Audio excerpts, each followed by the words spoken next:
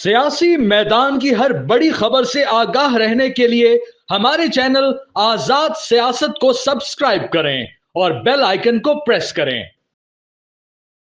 تمام دیکھنے والوں کو السلام علیکم اس آزاد کاسٹ میں، اور آج بڑے دنوں کے بعد مجھے موقع مل رہا ہے اپنے بھائی کے ساتھ بیٹھنے کے لیے۔ فیاض الحسن چوہان صاحب میرے ساتھ موجود ہیں۔ فیاض بھائی کیسے ہیں آپ؟ اللہ پاک عید سے پہلے ہم نے کہا ایک الوداعی سیشن کر لیں، عید کے بعد تو ہم نے بیٹھنا ہے خود۔ میرا خیال ہے اس دن تو عید کے بعد تو بڑی خبریں ہوں گی ہمارے پاس، لیکن میرا خیال ہے کہ اس پہ بھی ہم بات کرنی چاہیے کہ عید کے بعد ماحول کیسے بننے جا رہا ہے۔ فیاض بھائی آپ نے بڑی پریڈکشنز کی، زیادہ تر تو ویسے ٹھیک ثابت ہوتی ہیں، 100% نہیں کہوں گی لیکن زیادہ تر ٹھیک، یہ بات تو درست ہے۔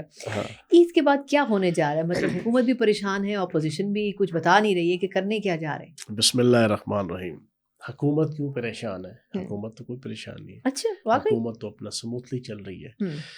اچھا میں آج 2-3 چیزیں آپ کے سامنے رکھوں گا کہ عید کے بعد جو میں نے سب سے پہلے آپ کے 8 فروری کے الیکشن سے 2 مہینے پہلے میں نے نیشنل ٹی وی چینلز پہ یہ پریڈکٹ کیا تھا، اور اسپیشلی جو آخری جنوری کا مہینہ تھا، کہ پی ٹی آئی کے 50% افراد جو ہیں کم از کم جو الیکشن لڑ رہے ہیں وہ ایفیڈیوٹ پہ ریٹن لکھ کے دے کے آئے ہوئے ہیں اسٹیبلشمنٹ کو کہ ہم آپ کی مرضی اور آپ کی منشا کے مطابق چلیں گے، ہمارا کنسیکوینٹ اینڈ ریلیشن اور لو وہ آپ ہیں، ہمارا کوئی بانی تحریک انصاف کے ساتھ پی ٹی آئی کے ساتھ ماحول اتنا فیوریبل تھا پی ٹی آئی کے حق میں، ان کی ضمانتیں ہو جاتی تھی، ان کے ریلیف ان کو مل جاتا تھا، ان کے کیسز ختم ہو رہے تھے بشرا بی بی کے اور بانی تحریک انصاف کے، اور ایک ٹیمپو اور ایک مومنٹم میڈیا کے اندر بھی سوشل فالوئنگ موجود تھی۔ بالکل وہ جو لوگ کمٹمنٹ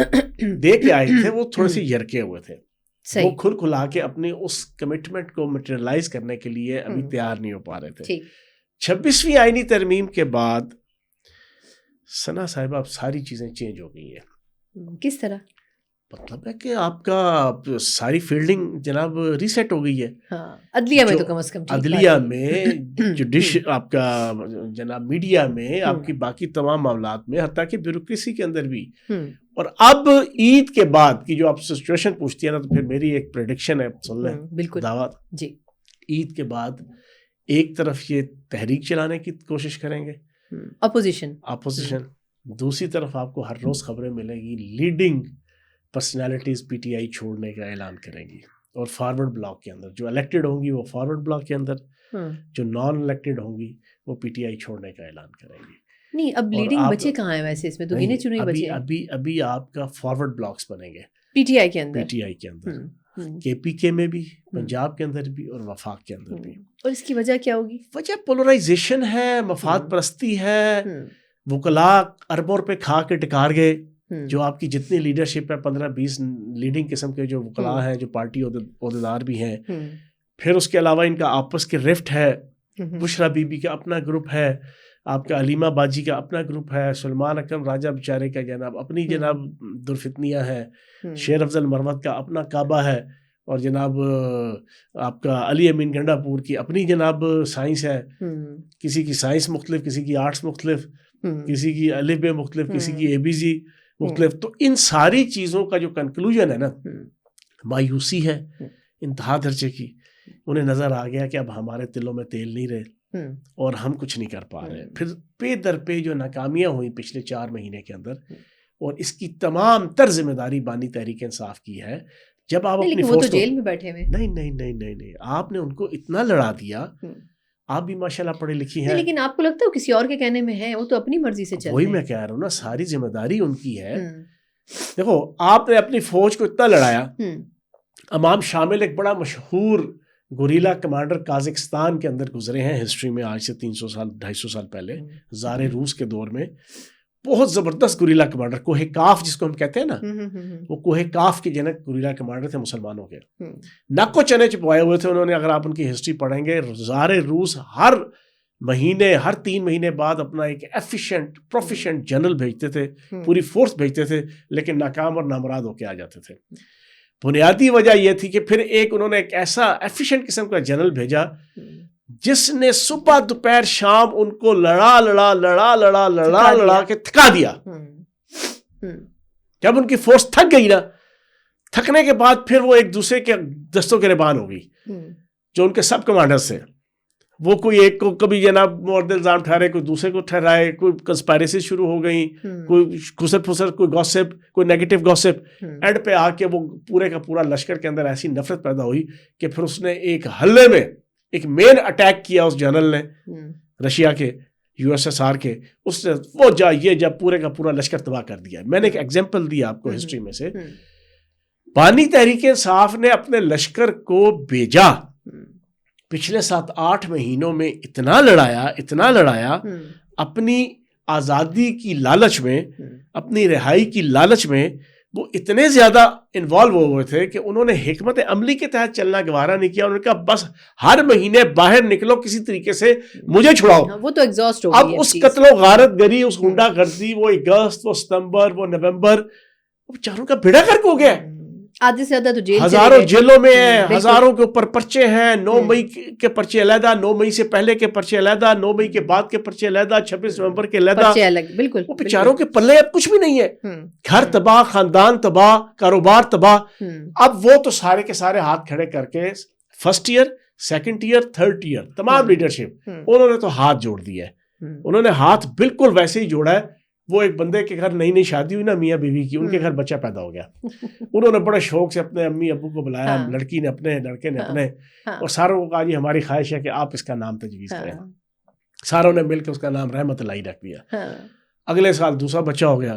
پھر میاں بیوی نے اپنے امی ابو کو بلایا کہ یار ہماری خواہش ہے کہ آپ اس بچے کا نام خود رکھیں. انہوں نے اس کا کفایت اللہ نام رکھ دیا. تیسرے سال تیسرا بچہ ہو گیا. پھر انہوں نے اپنے امی ابو کو بلایا کہ ہماری خواہش ہے کہ آپ, انہوں نے اس کا شفاقت اللہ رکھ دیا. چوتھے سال چوتھا بچہ ہوا تو پھر دونوں میاں بیوی نے شوق کے ساتھ اپنے امی ابو کو بلایا کہ ہماری خواہش یہ ہے کہ آپ اس بچے کا نام رکھیں. تو اس دفعہ ان دونوں طرف کے امی ابو نے نا ہاتھ جوڑ کے کہا اس کا نام رکھو بس کر لائی. اب پی ٹی آئی کی تمام لیڈرشپ نے first year, second year, third year ہاتھ جوڑ کے کہہ دیا بس کر دو بھائی جان, ساڑھے بس دی کھیڈ کوئی نہیں. بالکل. بریسٹر گوہر اکا پھکا بیٹھا ہوا ہے, سلیمان اکرم راجہ اکا پھکا بیٹھا ہوا ہے, آپ کی جناب علی ظفر اکا پھکا بیٹھے ہوئے ہیں, آپ کا علی امین گنڈا پور اتنی منافقت کر چکا ہے, اس کے بعد اس کی بھی جناب بالکل تلوں میں تیل نہیں ہے. تو کہنے کا مقصد یہ ہے باہر کے جو ان کے یوٹیوبر جو ڈالرز کما رہے ہیں بانی تحریک انصاف کو بیچ کے, اور اوورسیز کے آپ کے جو نا کوئی 50-100 اکاؤنٹس ہیں جو کہ ایک مخصوص کمیونٹی ہے, اور جو فورن خفیہ ایجنسیز کے جناب وہ پے رول پہ ہیں, ان کے اہلکار ہیں, انہوں نے نام اپنے ڈمی سے رکھے ہوئے ہیں, اپنے آپ کو تحریک انصاف اور بانی تحریک انصاف کا جناب ویل وشر شو کیا ہوا ہے. ان کے گندے رذیل قسم کے اینٹی اسٹیٹ آپ کے ٹویٹس ہیں, ان کے اوپر باقی ابھی تک سارا سلسلہ ہے. ان کا شوق ہے کہ یہاں پر عید کے بعد زمین گرم ہو, لیکن ابھی تازہ آپ دیکھیں جناب برسٹر گوہر نے بھی یہ انٹرویو دے دیا, آپ کے جناب سلیمان اکرم راجہ نے بھی کلیئر کٹ کہہ دیا کہ جو کہتا ہے کہ عید کے بعد ہم زمین گرم کریں گے پاکستان کی, وہ جھوٹ بولتا ہے, بکواس کرتا ہے. لیکن بیرسٹر گوہر صاحب, اچھا اس پہ ایک سوال ہے بس کہ بیرسٹر گوہر صاحب جو ہیں ان کی تو کوئی اونرشپ ہے ہی نہیں نا پارٹی میں, ان کو پتہ ہی نہیں ہوتا, وہ آرمی چیف سے ملتے کہتے میں ملا نہیں, تو ان کی بات پہ تو سیاسی لیڈرشپ تو نہیں جائے گی. وہ سیکرٹری جنرل کس چیز کا ہے, پھر بیرسٹر گوہر کی کیا حیثیت؟ حیثیت تو کسی کی بھی کوئی نہیں ہے. لیکن مجھے نہیں لگتا ان دونوں شخصیات کی پارٹی میں کوئی, وہ آپ کو یاد ہوگا کہ جب انہوں نے سلامتی کمیٹی کے اجلاس میں جانے کا فیصلہ کیا تو رات کو جب سیاسی کمیٹی نے ان کی خوب کلاس لی تو فیصلہ تو واپس ہو گیا تھا. سیاسی کمیٹی نے نہیں لی, بانی تحریک انصاف کا میسج آیا اس دن صبح اس دن علیمہ باجی ملاقات کر کے آئی تھی, اس نے آ کے میسج دیا خبردار میں اندر بیٹھا سڑن لگا تو تانوں پئیے قومی سلامتی تے قومی کنسنسس اور اجماع اور یہ وہ, خبردار میں نہیں تو کچھ بھی نہیں, جو ان کی آئیڈیالوجی ہے, جو ان کا چھوٹا سوچ ہے, ہاں انہوں نے آ کے میسج دے دیا. اب وہ میسج, اور پھر ادھر سے جناب آپ کے جو اوورسیز, میں نے آپ کو بتایا نا خفیہ ایجنسیز جو باقی ملک دشمن طاقتوں کی ہیں, ان کے وہ اوورسیز پاکستانی بن کے جو نا وہ ٹویٹ کرتے ہیں, اسی کے اوپر یہ سارے چلتے ہیں. یہ بونے ہیں, ان میں سے کسی کی جرت نہیں ہے بانی تحریک انصاف کو آنکھیں دکھا کے عزت اور احترام کے ساتھ ان کی آنکھوں میں آنکھیں ڈال کے کہیں کہ جناب والا آپ کی یہ پالیسی غلط ہے, یہ صحیح ہے, جناب والا آپ کی یہ اسٹریٹجی غلط ہے, یہ صحیح ہے, جناب والا یہ فیصلہ آپ کا اینٹی پاکستان اینٹی اسٹیٹ ہے اور یہ نہیں ہے. ان میں سے کسی کی ضرورت نہیں ہے سنا. میں نے 17 سال گزارے, یہ تو خیر سارے کے سارے 2 سال کی پیداوار ہے, یہ تو ہمارے دور میں ہوتے ہی نہیں تھے. لیکن میں یہ سمجھتا ہوں کہ جو اسٹیٹسمین شپ رکھنے والا, میں اکثر ایک لفظ اسٹیٹسمین شپ یوز کرتا ہوں, پالیٹکس کے اندر اسٹیٹسمین شپ بڑی امپورٹنٹ چیز ہوتی ہے. اس کا مطلب کیا ہوتا ہے؟ اس کا مطلب یہ ہوتا ہے کہ جب اجتماعیت کے لیے, معاشرے کے لیے, سوسائٹی کے لیے اور پارٹی کے لیے اور ملک کے لیے اور ریاست کے لیے کوئی فیصلہ کرنا ہو تو پولیٹیشین اپنی تمام پارشلٹی, اپنی تمام ذاتیات, اپنے ذات, تمام تعصبات, اپنی تمام عصبیات, اپنی تمام صوبائیت, اپنی برادری, اپنی کاسٹ, اپنے مفاد کو بالائے طاق رکھ کے اجتماعیت اور ریاست کے لیے سوچتا ہے. اس میں بظاہراً اس کو نقصان ہوتا ہے, بظاہراً فیل ہوتا ہے کہ اس نے فیصلہ جو کیا ہے وہ اس کے لیے اچھا نہیں ہے, لیکن کنسیکوینٹلی لانگ ٹرم وہ ایک ٹرو اسٹیٹسمین شپ کا اظہار کرتے ہوئے ریاست کی بہتری سوچتا ہے. اچھا, وہ ان میں کسی میں نہیں ہے, نہ بانی تحریک انصاف میں نہ ان میں. اچھا, لیکن اب یہ اگر میں یہ والی کوالٹی سرچ کروں تو یہ جو JYF کی لیڈرشپ ہے مولانا صاحب کی قیادت میں, یہ کیا سوچے گی؟ کیونکہ دیکھیں PTI کے ساتھ بھی ہاف ہارٹیڈلی کھڑے ہیں اور دل ان کا لگا ہوا میاں نواز شریف صاحب اور باقی لوگوں کے ساتھ, تو نہ ادھر جا پا رہے ہیں نہ ادھر جا پا رہے ہیں. کیا کریں گے کیا؟ کیونکہ انہوں نے تو پہلے ہی کہہ دیا مولانا صاحب نے کہ عید کے بعد ہم نکلیں گے. مولانا فضل الرحمان صاحب آپ کی اطلاع کے لیے عرض ہے, ان کو بیچ کے کھا چکے ہیں. کھا چکے ہیں؟ کیسے کھا چکے ہیں؟ کیسے؟ ڈکار بھی مار چکے ہیں. اچھا, یہ اب نئی بات ہے, کس طریقے کھا چکے ہیں. تو ملاقاتیں کس پیرائے میں کریں؟ اب ان کا منہ ہے کہ یہ کبھی مولانا فضل الرحمان صاحب کے خلاف بول سکے. بانی تحریک انصاف کا اب منہ ہے جس کی چرنوں پہ بیٹھ کے, جس کے قدموں پہ بیٹھ کے, جس کے گھر پہ اور جس کے آستانے پہ اور جس کی چوکھٹ پہ دن میں 5 نہیں 10 دفعہ تم جا کے باجماعت اس کی قیادت میں نماز پڑھتے رہے ہو, بالکل اس کی منتیں ترلے کرتے رہے ہو, اس کی تعریفیں کرتے رہے ہو. اس نے یہ سارا کچھ کروا لیا 26ویں ترمیم سے پہلے بھی, بعد میں بھی اور اب بھی. اب وہ کیا کر رہے ہیں؟ انہوں نے عید کے بعد فائنل اپنے کچھ ڈیسیژن ان کے سامنے رکھے. میں نے آپ کے ساتھ ہی شو کرتے ہوئے آپ کو ایک بار کہا تھا کہ چارٹر آف ڈیمانڈ 4-5 مطالبات آپ نے رکھے تھے. بالکل. پہلا یہ ہے کہ علی امین گنڈا پور کو فارغ کرو. دوسرا یہ ہے مجھے قائد حزب اختلاف بناؤ. تیسرا یہ ہے میرا وزیر اعلیٰ بناؤ.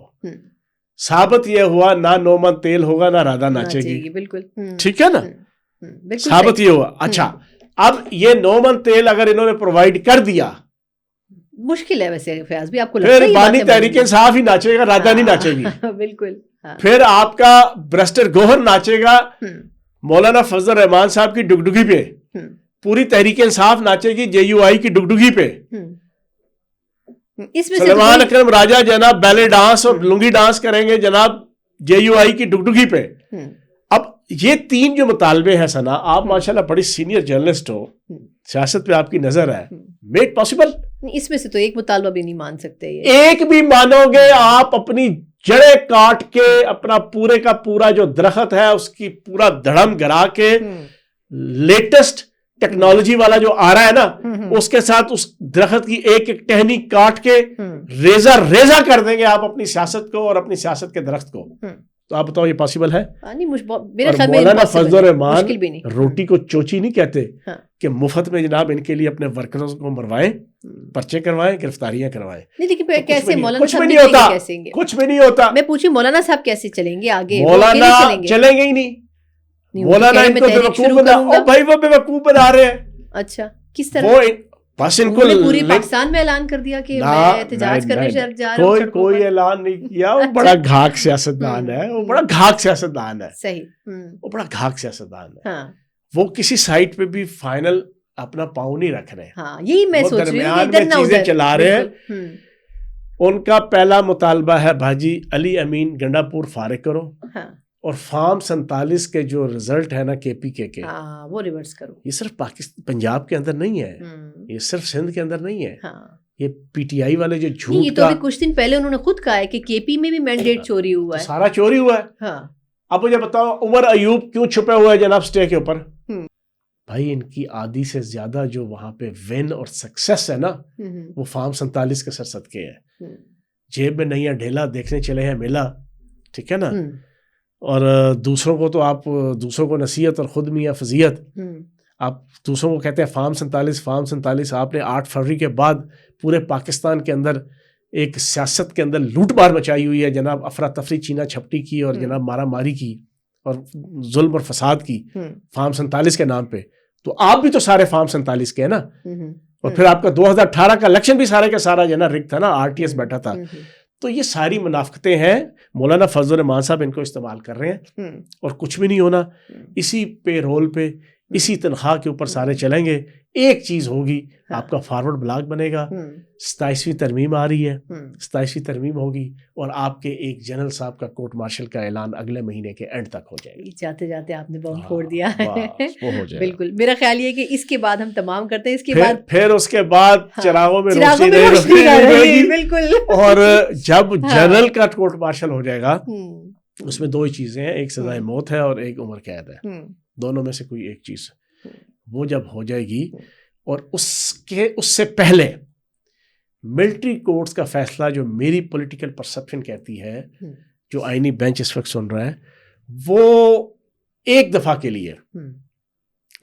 لیے وہ اجازت دے دے گا کہ 9 مئی کے اوپر جو ظلم اور فسادات اور فتنہ فسادات کے جو 200-250 سے زائد آرمی انسٹالیشن پہ حملے ہوئے ہیں، قانون اجازت دیتا ہے کہ ان کے ملٹری کورٹس کے اندر کیسز چلیں. لیکن وہ ایک دفعہ کے لیے، ون ٹائم. وہ ہمیشہ کے لیے آئین کا حصہ، قانون کا حصہ نہیں ہوگا. میری پرسپشن یہ کہتی ہے کہ یہ فیصلہ آئے گا. اس کے بعد پھر آپ کا ساتھ ہی جنرل فیض حمید کا فیصلہ آئے گا. اس کے بعد آپ کا 9 مئی سے پہلے آپ کا 1 مہینہ 9 دن ہے، اس سے پہلے بانی تحریک انصاف اپنے منطقی انجام پہ موجود ہوں گے. اس کے بعد ان کی گمنامی کا دور شروع ہوگا. یہ بات میری یاد رکھیے گا. پھر گمنامی کا دور شروع ہوگا. اور ایک آخری پریڈکشن سن لیں، پھر میرا ذہن یہ کہتا ہے کہ ان کو جنوبی پنجاب کی کسی جیل کے اندر بھیج دیا جائے گا. 2025 کی بڑی پیشن گوئیاں ہیں. بہت شکریہ فیاض بھائی. میرے خیال تو اس کے بعد تو سارے ٹاپکس ہی ختم ہو جاتے ہیں. کسی اور نشست میں ہم بلکہ عید کے بعد کی نشست میں انشاءاللہ دیکھیں گے کہ کیا کیا ڈیولپمنٹس کہاں چلتی ہیں. تھینک یو سو مچ. اور اس پوڈ کاسٹ سے مجھے اجازت دیجیے. اللہ حافظ.